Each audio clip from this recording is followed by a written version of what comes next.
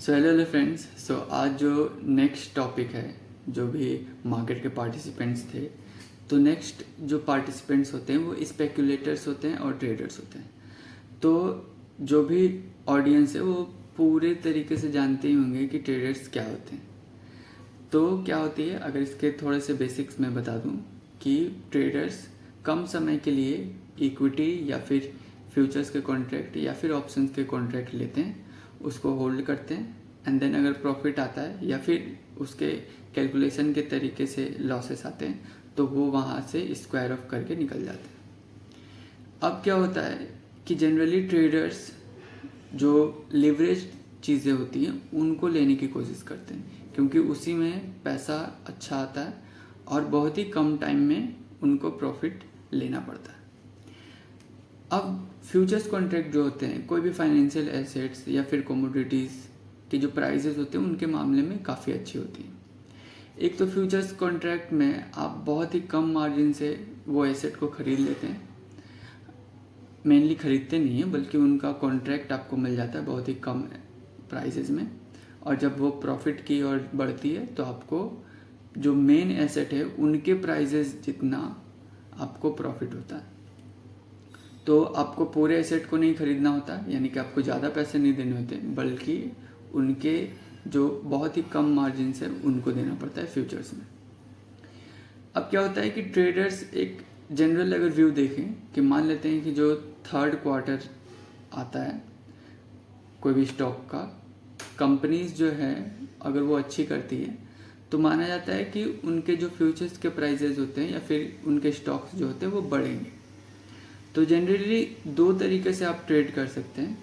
एक तो होता है कि आप इक्विटी के जो शेयर्स हैं वो बाई कर लें, यानी कि आप पूरे एसेट के पैसे आप दे रहे हैं उसमें एंड वो बाई कर रहे हैं और होल्ड कर रहे हैं। अगर मार्केट ऊपर जाएगा तो आपको प्रॉफिट होगा, ठीक ठाक प्रॉफिट होगा उसी के हिसाब से। लेकिन जब आप फ्यूचर्स के कॉन्ट्रैक्ट को देखते हैं तो आपको एक बहुत ही थोड़ा मार्जिन देना पड़ता है। आप पूरे पैसे नहीं चुका रहे हैं बल्कि थोड़ा सा मार्जिन देना पड़ रहा है आपको, लेकिन आपको पूरा जो एसेट आपने खरीदा हुआ है उसके हिसाब से आपको प्रॉफिट मिलेगा, यानी कम पैसे देके आपको ज़्यादा प्रॉफिट मिलता है। लेकिन याद रखिएगा कि क्वार्टर के रिजल्ट्स ठीक है, मानते हैं कंपनी के रिजल्ट्स बहुत अच्छे हो सकते हैं और आपने बाय पोजीशन लिया, लॉन्ग पोजीशन लिया, वो मार्केट ऊपर जा रही है, ठीक है, लेकिन जैसे ही मार्केट नीचे जाने लगी आपको उसी के कैलकुलेशंस के हिसाब से लॉसेस भी भुगतने पड़ सकते हैं।